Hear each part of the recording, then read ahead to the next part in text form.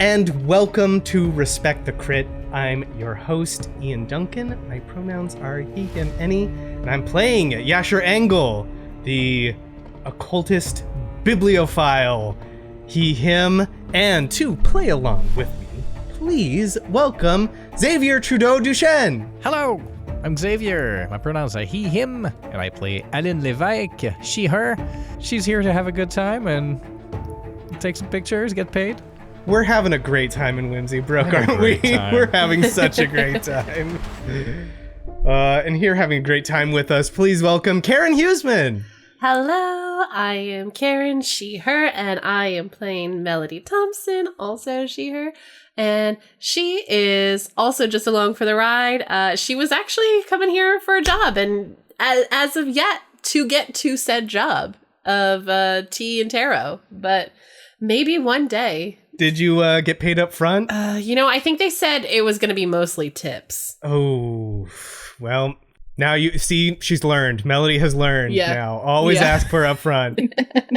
And he always gets paid. Please welcome Zach Clark. What's up, everyone? My name is Zach. I play Razz and McClay, the criminal gun mall, and I think I'm not along for the ride. I think I'm driving the bus and I'm doing like the Daffy Duck, like, you know, when he takes a key and he just like swallows it whole. That's what I did.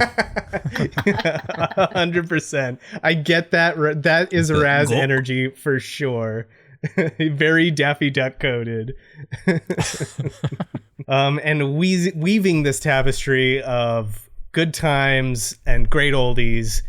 The greatest and oldest of the old ones, not saying yeah. You see where I'm going with this. You see where I'm going with this. Yeah. Susan Spenader. Hi, I'm Susan Spenader. My pronouns are she, her, insulted. I will be playing all things and none of the things in between. The things that eat at your mind and make you less than and more.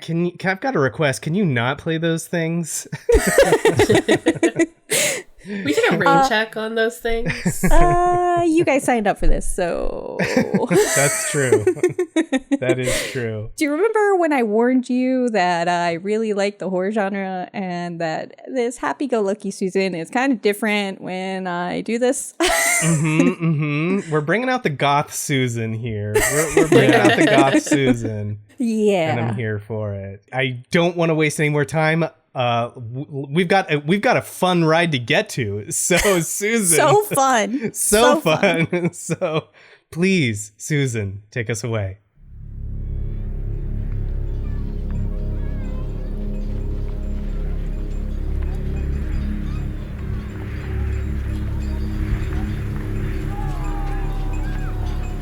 So this town is very circular. It's almost like there's a town square and then everything like fans out, so everything's a street off of the town square. So there's signs for everything. You are easily able to find the Enchanted Quill Library, which is near town square. It's near the you'll remember from yesterday when you were alive before you threw up vomit. Yasher and Lynn will remember the stage, that area. It's actually the street next to it, so it's near City Hall. So you guys have to pass by the stage and the pyre that's set up in the middle of the town square, which is where the Eternal Flame will be held that evening. But the Enchanted Quill. So as we're walking, and you know everyone's just kind of keeping like their eye out for any other shooters or whatnot, Razz is going to just kind of sidle up to Aline casually and say, "Hey kid, I saw you in there. I saw what you did." What do you mean? You were ready. Out of everyone here, a young kid like you was ready for action. I was just reflexes. I've never been in a fight before. I didn't know what else to do. You got great reflexes, kid. Keep trusting in them. You really impressed me back there. I don't know how long this day's gonna be. I know you wanna do your thing, your photography thing, but I think right now we're in some deep shit, and I'm sorry, kid. I don't know if I'm the one that got you into this or some kind of cosmic force, but we're in it now. And instead of taking pictures, he's gonna kind of reach in his pocket. He's gonna pull out his .38 revolver and slide it to her. He's gonna say, instead of taking pictures, it's time for you to be in it. It's gonna be a long day, kid. I'd be lying if I said I wouldn't feel safe out with it. She'll take it. Razz is gonna give a head nod and kind of like start like shifting forward to like kind of break off so no one will like see it. And he's gonna, as he's passing, he's gonna say, you're gonna know what to do with it when that time comes. You're a smart kid. Well, I'm used to shooting pictures of very still targets, so we'll see. But thank you. He'll nod again. Here's this gun, but if you want bullets, you're gonna have to impress me further. Pay for those. Sometimes a gun is enough, you know. So this conversation ends outside of the Enchantiqua Library. It is Bang! Sorry. Oh no. You just start shooting? Yeah. That's how it works. It just goes off. Trying it off. Just shoot Razz in the back of the head. I did it. Equinox ended. Now she won't be after us. So the library is a grand Gothic style building. It has a stone facade adorned with intricate carvings. Yeah, sure. I'm fairly certain that you're probably looking for this at all times now. It has a bunch of symbols on its doorway. Not just one, but probably a dozen. Of the same symbol or different symbols? Different symbols. But that one that you saw before, like that 2 with the line going down, ending in the circle, that one's there, and then there's more. It has tall, narrow windows. The tops do have stained glass as well. But these depict like one that you could probably ascertain as the celestial vent, because it was described to you as this bright green light filling the valley. You could see 2 mountains and then a green coming out of it. You could see a building, a large building that looks like the founder's mansion you saw in the distance. There is a flame, a large flame depicted. So there's, how many windows have I described? 3. And then the 4th one would be, it has musical notes. Can anybody read music? I guess that would do be we just your say backstory. yes, or is that a skill? Yeah. Yeah. I don't think I have music in my backstory. Razz, not at all. Yeah, no artistry in my skills, so I'd say probably not. As you step through, you're greeted by the rich scent of old books and polished wood. The interior is dimly lit by wrought iron chandeliers and wall sconces. This is one of the buildings without electricity, but it creates this both cozy and slightly eerie atmosphere, because there's the warmth of the light of this natural candlelight, but it's also casting some deep shadows that just, especially after the events and the repetition or repeating this day, just maybe leaves you with a feeling of like a little unsettling. Melody, as you step through, ding, you feel that again. There is a desk up front, and there is a large man with his feet up on the counter, snoring quite loudly. I don't know if that's Betty. But I approach the desk and just like very, very meekly and timidly, excuse me, sir?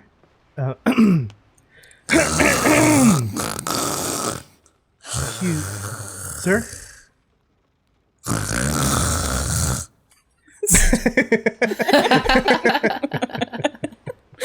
He just continues to snore. He's got his feet up on the table. Yeah.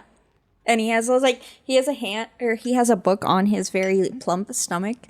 He has a book there that he's holding with his hands, and he's just like, one's dangling towards the floor, but one's holding the book in place, and he's leaned back in the chair and just letting out these really loud snores. And what's the book? It is a nature book for Vermont's nature. It's like wildlife and foliage you find. I go Solid. Nature. Probably a bird enthusiast. I grab his shoe and like just kind of like give it a gentle wiggle. Let me see if that wakes him up. I'm gonna roll because he is out. Is there a bell? Is there a bell on the desk or something? Yes, there is a bell. Oh, okay. I hit the bell. I hit the bell before I hit his shoe. Oh, okay. Oh, and he makes eye contact with you. Yes. He just pretends like he was awake. He puts his feet out. How can I help you? Hi. We're very curious in the history of this town's festival. I'm looking for books on the history of the town and on the celestial event that this festival is celebrating. Would you be able to help me with that? This man, he had a sleep glaze over his eyes when he first got up and was pretending to... I was awake the entire time. But then when you start talking about the founding of the town and the origins of this festival, there's this glint that goes into his eyes. It's almost like, oh. And he's just like, This man, I'm going to describe him, is Quillum. You could see a name tag on his vest. He is a tall and plump figure. His stature commands attention. You could tell because he goes to stand up when you start. He's like, He has a round face with very soft features. It's framed by a neatly trimmed beard, and he starts to smile when this glint comes over. It's like a big smile. It's almost like his face was meant to smile. It's you could see the crow's feet, like he's just constantly smiling. He has salt and pepper gray hair. It's tousled and slightly unkempt on the top of his head. And his clothes are a little disheveled, giving him like this endearing presence. His eyes that got that glint in them when you start talking about the festival are a piercing teal blue. And you could tell immediately that he is interested in what you're asking about. So, the founding of the town, I don't get many people asking about that in this festival. Even people coming to the festival, we never get that many people coming to the library. You're in the right place, my boy. A fellow bibliophile. Excellent, yes. Yes. Quillum Anderson. He holds out his hand to you. Yeah, sure, Engel. I'm from out of town, if you couldn't tell. Yeah, I know everyone around here. And he's like shaking your hand vigorously and then like pats it with his other hand even. And it's a firm grip. And then he puts his hand on your shoulder. It's so good to meet. Yeah, sorry for the blood. Oh, and he takes a step back and then he looks at the rest of you also. It's not mine. What happened? Do you guys need help? Should I call Issa?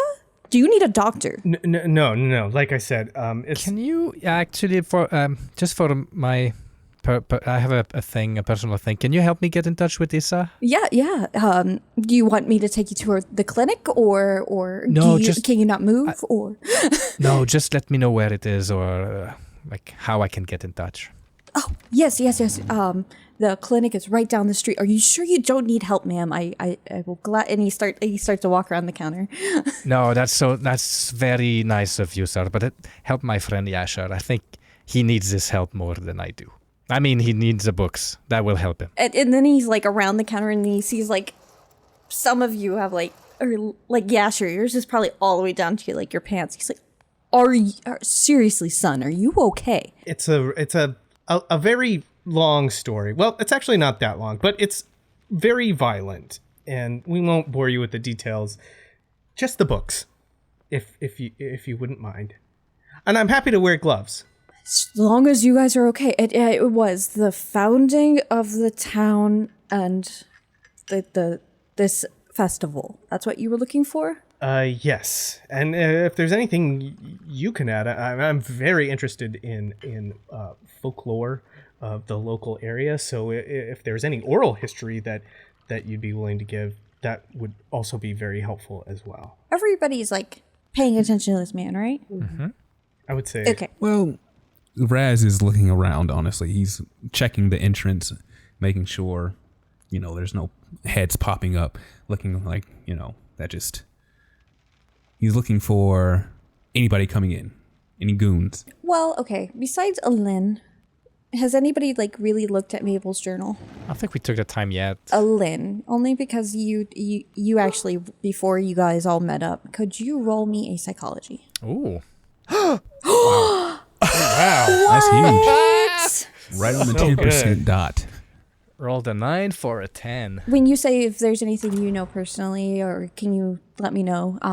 He goes, oh, it's not really my area of expertise, but I could direct you to where the books are. Aline, you clock this. He is lying. I'm sure you know something interesting. It doesn't matter if it's not your wheelhouse. Just anything you've heard. We'd be happy to hear it. People get weird about the festival. Like that Silas boy running around town looking at all the doorways thinking there's something special. It's just the town's founder, like, you know, this everyone has their own superstitions.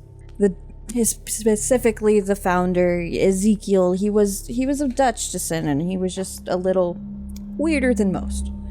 He brought his mumbo jumbo right here. I don't know. Everybody has their own story about it, about the founding, that there was this big green light and it bathed the entire area, and then it's almost like you could hear a chorus, this sound. I don't know. That still sounds interesting. If you have any books on Ezekiel, I'm sure Yashar would love to read them. Carrying over your psychology, he is not telling you everything he knows. You could clearly tell he's trying to not talk about this.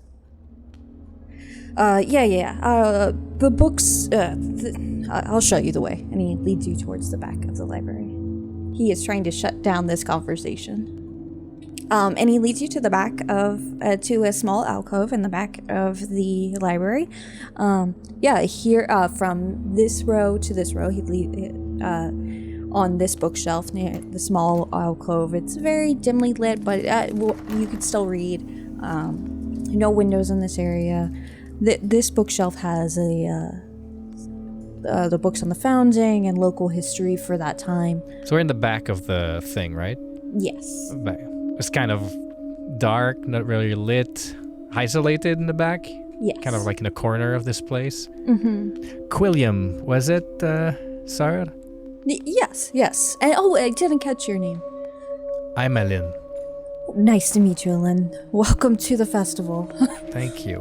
What is it you're not telling us? He's taken aback for a moment and does that thing where he like pulls his head back. What do you mean? What about the cult? She's gonna pull her gun. Atta girl.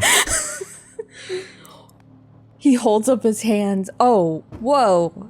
Little lady, a cult? What are you talking about? Is that a kind of gun I can like cock Yeah, it's a revolver. for intimidation?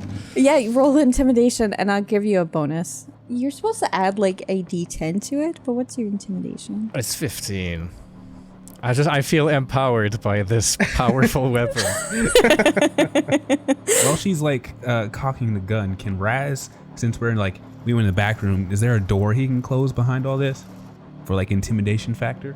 You weren't led into a room. It's just a small alcove in the back. You could block the path you took back, which is in between bookshelves. So he's like blocked in.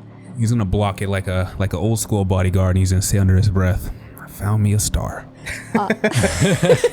I was just gonna say I'm already covered in blood. A little bit more won't bother me too much. Okay, so you both roll your intimidation. And then Aline, because you have the gun, roll a d10 first, and then we'll minus that from your roll. 82? Does that beat 15? I don't think so. But maybe Razz is very scary. Okay. 15 is hard. That's hard. So maybe you go to cock it, and the safety isn't off. I've never used a gun before, yeah. And then Razz, you go to block the entry, but it's wide. So it's like 3 people could get by you. I think Razz is just happy this is happening. And Quilliam sees all this, and he actually he lowers his hands. They're not as high anymore, so they're like waist level, and he's like, "You don't need to do this, little lady. It's gonna be okay." we could talk about this like adults. How about you just put that away? She's not gonna put it away, and now she might start trembling a little bit, like visibly, but like not putting it away. She's like, I don't have a lot of time. Just what are you not telling us? And like she'll give a look at Yasher, like get the books you need. He turns around. He's like been pulling books out, and he turns around when all this, and he just like he looks at the gun, he looks at Aline, and then he looks at the gun, and he goes, "Oh." But yeah, he's just like grabbing books. What is Melody doing? Melody is very confused how we got here. Never in a million years would she think that like Aline would do something like this. Like, just doesn't seem the type. So she's just like jaw on the floor, like. But if Yasher's pulling books, and like his hands are getting over heavy, she'll just like help grab books. She'll be like jaw on the floor, staring at this happening, but also like taking books from him. She's like, I think we're gonna have to go really fast. But also, this is like a train wreck you can't look away from. Yep. Quillum still hands, though. If you wanted to borrow books, that's fine. But I told you everything I know. I don't know why guns had to be brought into this. If the rest of you want to roll psychology now that, like, why is Aline doing this? Because none of you were able. Yeah, I don't think we're trying to clock Quillum anymore. Razz and Melody. Quillum just seems like a guy who's just like, what is happening to you? But Aline, to you still, it's almost like there's like this look in his eyes and an understanding.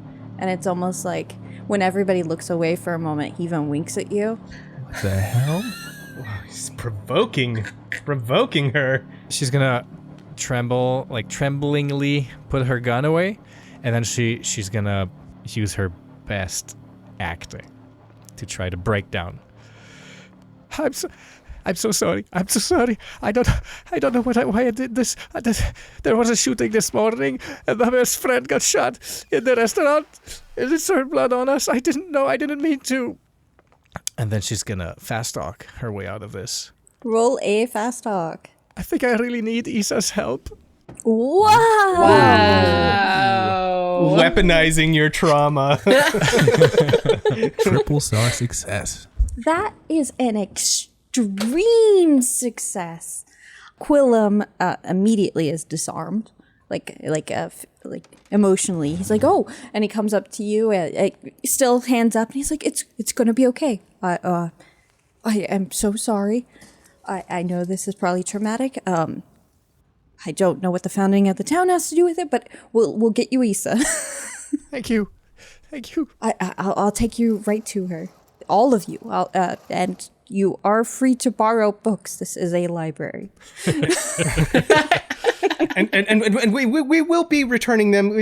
I was really looking forward to reading them here, but I'm so sorry. This is not how a bibliophile comports himself. I apologize. I love that to the rest of you. None of you have clocked Quillum, so it really just seems like Aline went crazy for a moment. Yeah, Aline is, yeah. Roll some sanity dice right there. So he actually holds your arm, Aline, and like is holding one arm like with his left arm, and with his right arm is like rubbing your back as you're probably still pretending to cry or even crying because a lot did happen. So she's probably crying like for real at this point, just like letting it out, just as an exercise. Like, whew. And then he's leading you back towards the front, and then he's like, I just have to lock the library. Do you have? And he looks to Melody and Yasher. Do you have every book you wanted? I mean, he's inundated with books, and he's also given Melody like a bunch. And there's like stuff on the town. There's stuff on like astronomy, and there's like Dutch folklore as well that he's like pulled down. And he's just got a pile of books, and he's like, you know, it's all right. Yes, yeah, I have. We've got plenty. I'll be back. Okay. And then he like switches the sign from open to close and actually like steps outside again, and you guys are on the doorsteps leading up, and he locks it. He locks the library, and he leads you further down the street away from Town Square to the clinic. Oh, wow. He's coming with us? Well, because Aline seems very distraught. Yeah. I'm just so embarrassed about what I did back there. It's fine. I have my friends here with me. You don't have to be here. I'm so sorry.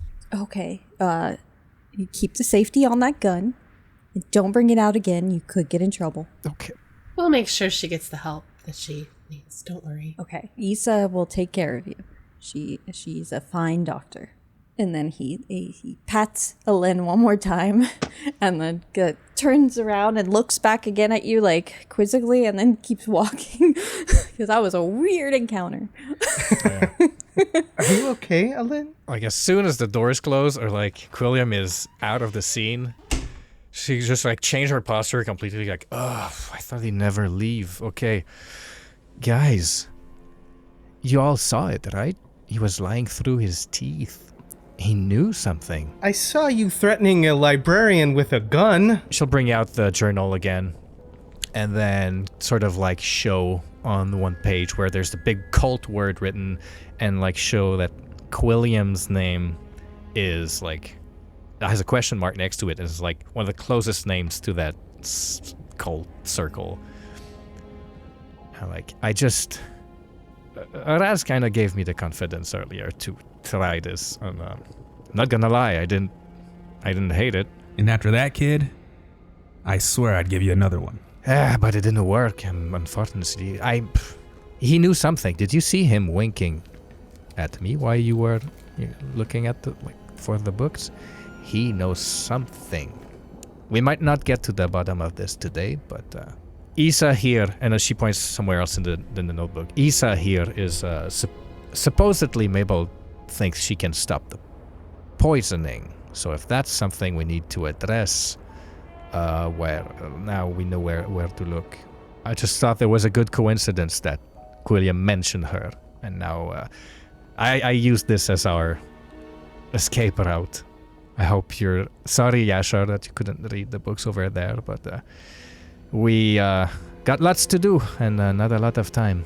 Well, I guess if you want to talk to Isa, I'll look through these books. I was hoping to do it in the comfort of a library, but I guess we're here now. Tomorrow you can try earlier today. Do you guys think that maybe we should take a beat and change our clothes so we're not walking around covered in blood the rest of the day? I'm gonna need you to read through this and see if you have find anything about the town, relevant dates. I'm just handing books to Melody right now.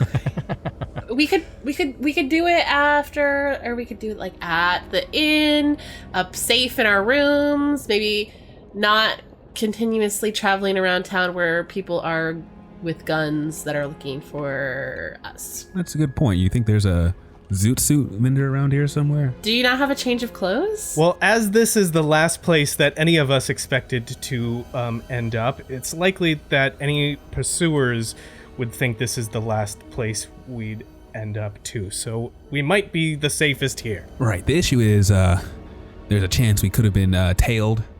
Her goons are the best of the best. She pays top dollar. So just keep your eyes up and head down.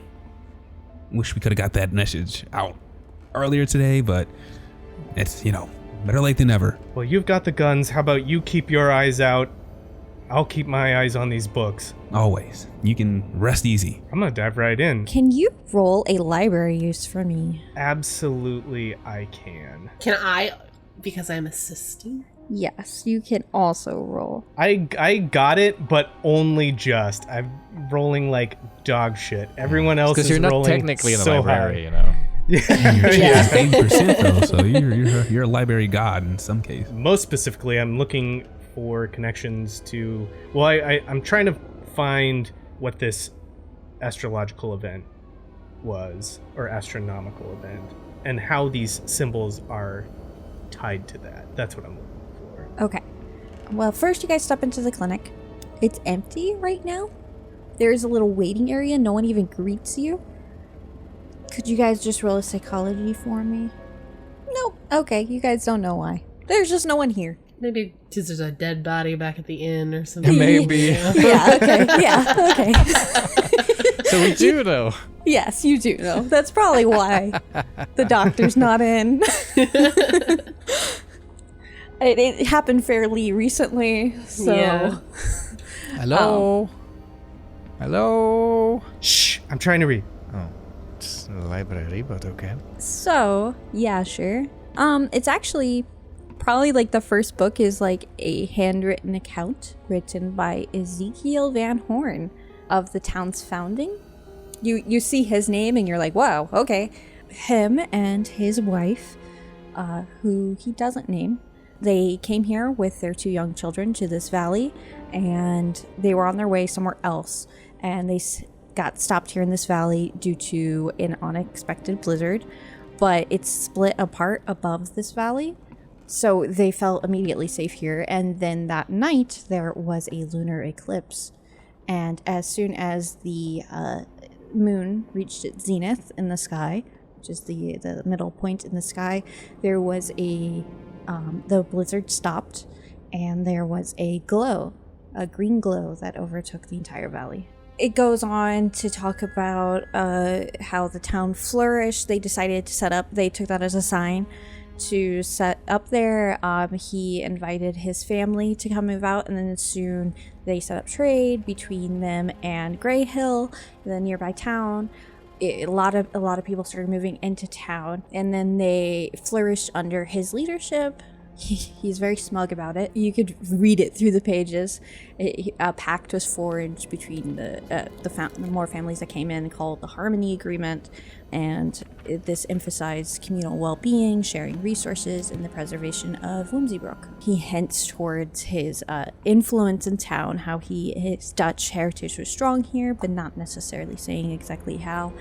There are some mentions, not down outright, but some mentions towards some superstitions, like I like not right out saying that I warded the buildings, but it's more like I ensured its safety by adhering to my Dutch heritage, which you could put 2 and 2 together. Melody, your extreme success. There is an unmarked book that was probably just in between 2 other books that Yasher grabbed. It is just a small, flimsy black book, unadorned with anything on its cover. It's very thin. It can't be more than 50 pages. You open it and you can't read it. But there is one thing you can read as you're flipping through it. It's in another language. The Eldritch language, Dutch. Is it Dutch? Yeah, it's probably Dutch. But so you can kind of get some words here and there, just ones that correlate to English. But there is one phrase that is translated to English. It is Angel of Music. The Phantom of the Opera. When you read that, ding, Ooh. tuning fork. And there's almost like a electricity that shoots through your hands as you're holding the book. Like it just does not like a painful electricity. It's almost like your hands fell asleep. A tingling. Yeah. Any chance anybody reads Dutch? I don't know about Dutch, but I do know some Latin. I don't think this is Latin, and she'll like hold it out to you. No, this is definitely Dutch. I think this phrase says, or it's been translated as "Angel of Music." Wasn't there like music notes in the stained glass at the library? Indeed. May I see this book? All yours. Is there any way to discern like what this book is? Is it like someone's private journal? Is it like some kind of instructions? Is it like a non-fiction historical book? Like, Yeah, I'm just trying to think if there's a roll from it or just looking at it. because obviously I can't read it. Yeah, maybe like an appraisal, just to like use your knowledge of formatting of books, you know, like, Whatever you want. or library use, whichever one you prefer. I mean, I prefer library use, but Okay, we can do library use. Yay. oh, there we go. This is formatted very haphazardly, so it looks very journal-esque. But there are what looks to be, and like as you're flipping through this 40 pages, there seems to be some sort of instructions in it as well, but it's very journal. It reads to Okay. journal. Can I tell whose journal? You compare the handwriting from the book from the founder, and looks to be Ezekiel's handwriting. And there's someone else's in there as well. Someone else's. There's 2 different sets of handwriting in there. Oh, I mentioned that. This is the founder of the town, a personal journal. Angel of Music, when it was translated to English, it was translated from the word Trunembra. Trunembra. Does that ring any bells? Do you say it out loud? Oh my gosh. I suppose I do. As soon as you all hear that word, ding! A tuning fork. It's almost, you feel it within you too. It's not like just hearing it. It's like, you know when a bass gets so loud you feel it in you? It's like that feeling, but like a ding. You hear it and feel it. Well, it's the first for Aline, so she's just gonna have like wide eyes and look up, kind of like at the others at the same time. Razz is definitely looking around. He's going to ask, did anyone hear that? Yeah.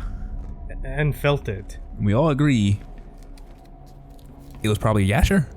No? Just throwing it out there. No. What you're describing sounds like what I've been feeling all around town.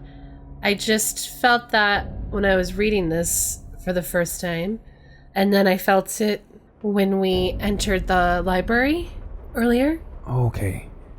Sorry, Yasher. It was Melody, and she's spreading it. You've been feeling this around town? I wasn't sure how to interpret it, but I feel like it just means something important. Have you felt anything like this before in your line of spiritualism? That's a good question. You're from the northeast. There's a chance. So let's roll.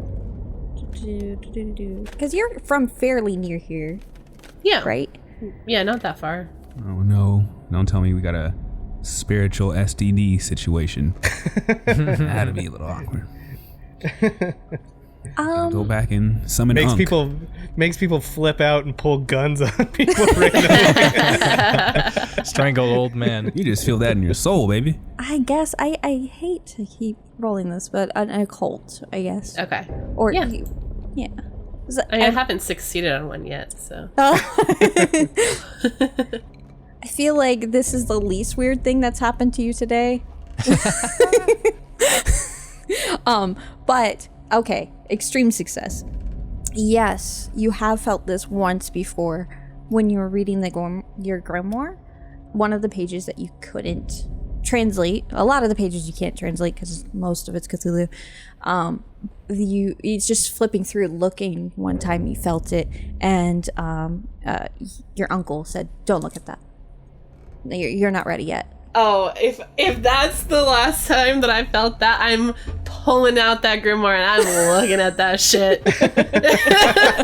Let's go. Like if that comes in, it's like she's like raking her brain, like yes, but like what? And then it's like it comes to her. It's like I could almost hear the uncle's voice in her head. Don't look at that. Don't look at that. And like now she's like scrambling through all her pockets to grab the grimoire so that she can pull it out and look at it. As you go to grab the book, you all are suddenly violently ill. That stabbing pain. You get a stabbing pain in all of your stomachs that all of you are familiar with. The stabbing pain, it literally feels like you're being stabbed on the inside out. You could almost feel your flesh tearing, your stomach being ripped open from the inside out. As you go to cough, it's all blood. Then even your vision becomes red as you look to your friends and you see that the blood's coming out of their eyes, their ears, their nose. I'd like to do one thing if I'm able to. Is there a way to clock the time? Yes, it is 8:21. Blood in his eyes, Yasher looks desperately around for a way to mark time and sees some clock, and even through the pain he's looking through, trying to read the hands. and he sees 8:21 in the morning. Aline will look at the like counter or like the shelves with the medicine and like try to lunge for it before she dies. You're trying to make a dexterous action and stay mobile while dealing with this excruciating pain. Does that make sense? Yeah. Okay, so I think a dodge. You're not like dodging the pain, it's more so to keep moving. Oh! Sorry, I felt that roll. I missed it by one. Did too. So close. You could push it. You could push it. What's the cost of pushing again? Sanity? It could be. It's up to my discretion. Something horrible could happen should you fail. But you're already dying, so. All right, I'm going to push it. Okay. Push it. It's almost a 50-50 chance. You go to grab the door handle to the back of the clinic because you feel this pain, you feel the stabbing pain. And you're in the clinic. You know there's a cure here, according to that book, according to what Mabel said. You go for the door handle, and there's a stabbing pain, and you feel the blood dripping out of your mouth as you just it's overcoming you, and then the pain makes you convulse, and then you start to hallucinate. You are back at the theater, but this time events that did not happen in real life. Your brain is imagining them for you. You imagine screaming. I'm not going to go into too much detail, but there is children screaming, the sound of the ceiling falling, kids screaming, and the scene fades, but that is what you're overcome with. Aline is in a hell of her own as she dies for the second time.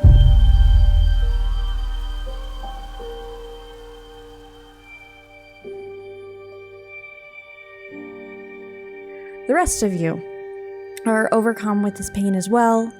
It's familiar, but still excruciating. You all succumb, and it goes from red to black.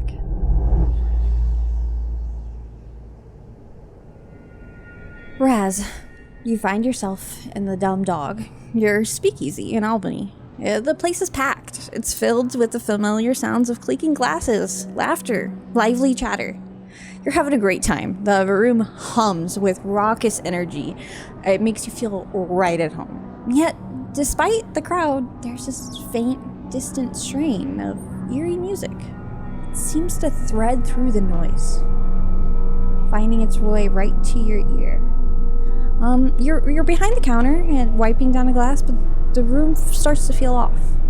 Shadows seem a little deeper, stretching out unnaturally, and the air becomes a little thick with the stillness, despite the people around you. But then you move around the bar, and that eerie music becomes a little louder, drawing your attention to the back room. So you step into it, and the room is shrouded in darkness, but a faint, ghostly light flickers at the edges of your vision. You feel compelled to investigate. So you leave the familiar comfort of your bar behind and step fully into the back room. You find yourself in a labyrinth of towering shelves, much like your speakeasy, but distorted. They reach heights that defy logic. The shelves are lined with old, dusty bottles and forgotten memorabilia. That eerie music grows louder, beckoning you forward. So you follow it. I do. Your footsteps echo ominously, each one amplifying the unease growing in your chest. It beats in time with your steps. But as you go to navigate the labyrinth, you feel an oppressive silence pressing in on you from all sides. The only thing is that distant music goes fainter and louder, almost as if it's breathing. The light in the distance becomes your only beacon as the shadows start to trap you from all sides. You have to go towards that light or else the darkness will get you. It's starting to envelop your hands, so you go faster and faster towards this light because you're starting to disappear into the dark. You run now, and you could feel the darkness grabbing you as if with hands. It grabs you and latches onto you, nails digging into you. You free yourself but keep running towards that light. And finally, when the music gets its loudest and is almost making your eardrums burst, you get into a clearing where the light originates.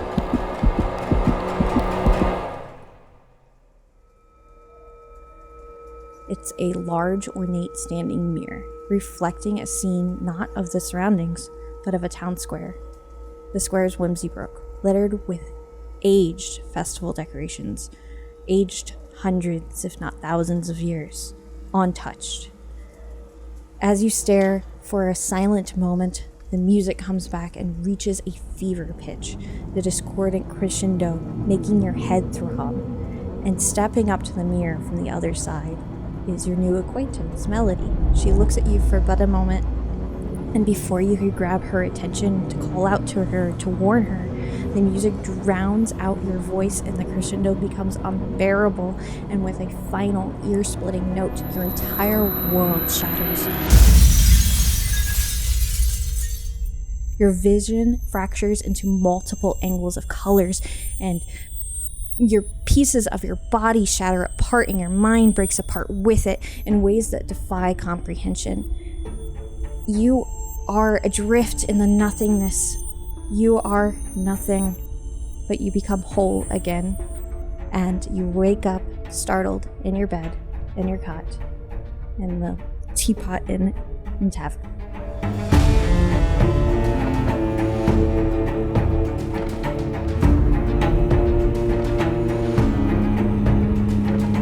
Thank you for listening to this week's episode of Respect the Crits, Endless Equinox. If you like what you heard, please consider supporting us by leaving us a 5-star rating and review on Apple Podcasts or whatever platform you use. It's easy, free, and helps others learn about the show. Follow us for info, updates, and extra clips on our socials. We're on pretty much everything at Respect the Crit, or come be a part of our amazing community in our Discord. Mabel McIntyre is played by Jamie Lee Bonez, who you can find at Jamie MF Bones. Aline Lévesque is played by Xavier Trudeau-Deschênes, who you can find at Xavier TD. Melody Thompson is played by Karen Huesman, who you can find at Not So Shy Ronnie. Razz McClay is played by Zach Clark. Yasher Angle is played by me, your host, Ian Duncan, and you can find me at iDunks. Our keeper of arcane lore is Susan Spenader, who you can find at Suze Laluz. The music in this episode is provided with license or permission by a variety of talented artists, whose info and credits can be found in the episode notes. Please support them by visiting their platforms to hear more of their work. The Call of Cthulhu 7th edition role-playing game is published by Chaosium Inc. And remember, whatever the system, miss or a hit, you always gotta respect the crit. Thank you very much, and Cthulhu Fatagan.